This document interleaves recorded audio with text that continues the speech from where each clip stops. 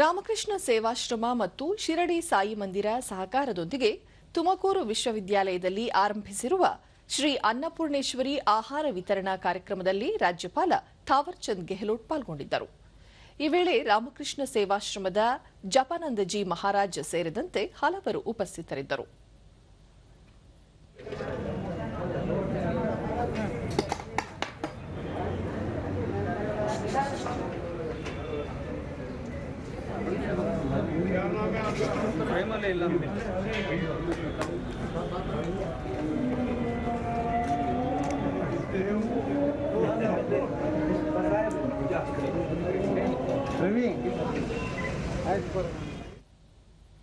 ದೂರದರ್ಶನದೊಂದಿಗೆ ಜಪಾನಂದಜಿ ಮಹಾರಾಜ್ ರಾಷ್ಟ್ರದಲ್ಲೇ ಪ್ರಥಮ ಬಾರಿಗೆ ವಿಶ್ವವಿದ್ಯಾಲಯದಲ್ಲಿ ಮಧ್ಯಾಹ್ನದ ಬಿಸಿಯೂಟ ವ್ಯವಸ್ಥೆ ಮಾಡಲಾಗಿದೆ.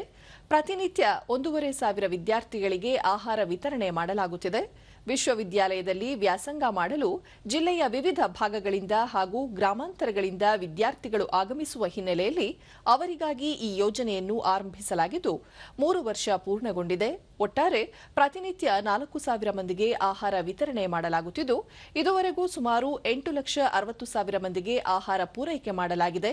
ಇದೊಂದು ದಾಖಲೆಯಾಗಿದೆ ಎಂದರು. ಟ್ರೈ ಮಾಡಿ ನಿಲ್ಲಿಸ್ಬಿಟ್ಟಿದ್ದಾರೆ. ಆದರೆ ಇಲ್ಲಿ ತಾಯಿ ಅನ್ನಪೂರ್ಣೇಶ್ವರಿ ಹೆಸರಿನಲ್ಲಿ ವಿದ್ಯಾರ್ಥಿನಿಯರಿಗೆ ಇದನ್ನು ಸರಬರಾಜು ಮಾಡ್ತಾ ಇದ್ದೀವಿ.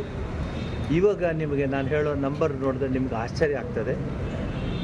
ತುಮಕೂರು ಈ ಒಂದು ಸರೌಂಡಿಂಗಲ್ಲಿ, ಈ ಒಂದು ಸುತ್ತಮುತ್ತಲಲ್ಲಿ ಜ್ಞಾನಸಿರಿನೂ ಸೇರಿದ ಹಾಗೆ 4,000 ಮಂದಿ ಪ್ರತಿ ದಿವಸ ಊಟ ಮಾಡ್ತಾ ಇದ್ದಾರೆ.